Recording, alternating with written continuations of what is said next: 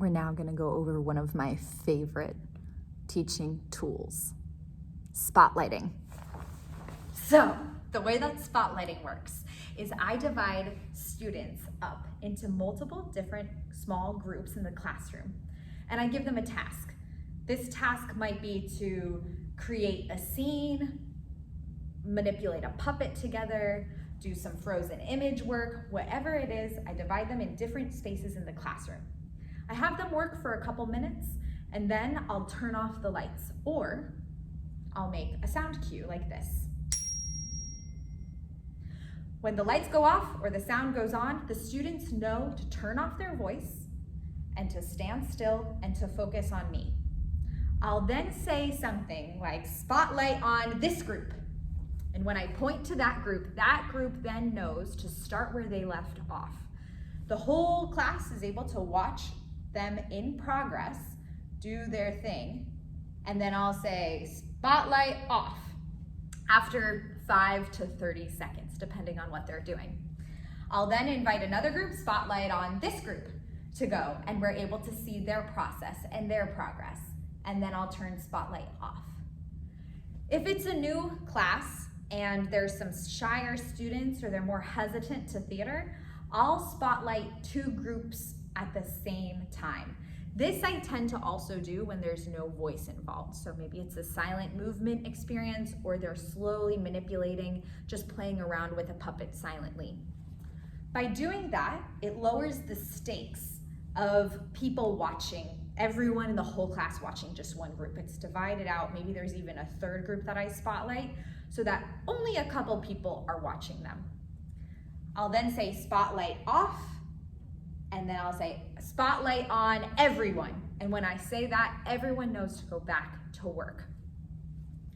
I sometimes will go through spotlighting every single group around the room at this one after another, or I'll spotlight a group or 2, and then I'll say spotlight on everyone. And after another minute, I'll turn off the lights, make the sound, and I'll spotlight another 2 groups.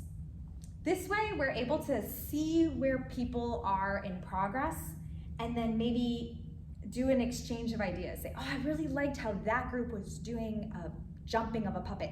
Let's try it in our group. And then they're able to practice it.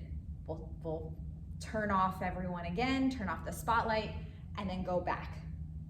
This is also a really awesome tool to use for a final performance. It's low stakes. It's not everyone coming and watching you in front of the class, but everyone just sits down where they are after a final rehearsal, and then we just spotlight each group. This is also an awesome assessment tool for you to see where students are at in terms of process and progress, if you need to speed it up, if they need a little bit more guidance, and or if they're ready to move on. This is also a really awesome tool as a way to reflect on what we're seeing. So after I spotlight every single group, I'll then have everyone sit down where they're at and just reflect. What did we notice? What was exciting? What was something that worked really well in a lot of the groups? I tend to have it be more general than specific. What was one thing that one group did really well? Because we want to be able to highlight everyone and acknowledge that this is part of a process. We're not trying to highlight or spotlight one specific person who's really doing this thing awesome. I then will also ask, what are some things that we as a class can work on? And a student might say, oh, when manipulating puppets, I was able to see how everyone was moving, but I couldn't tell if any of the puppets were breathing. So I say, okay, that's great. So in this next round, let's really focus on breathing, how the puppets are breathing. So then as a group, we're able to figure out, what do we as a class need to work on? And what are some things that we in a class are really strong at? Enjoy spotlighting.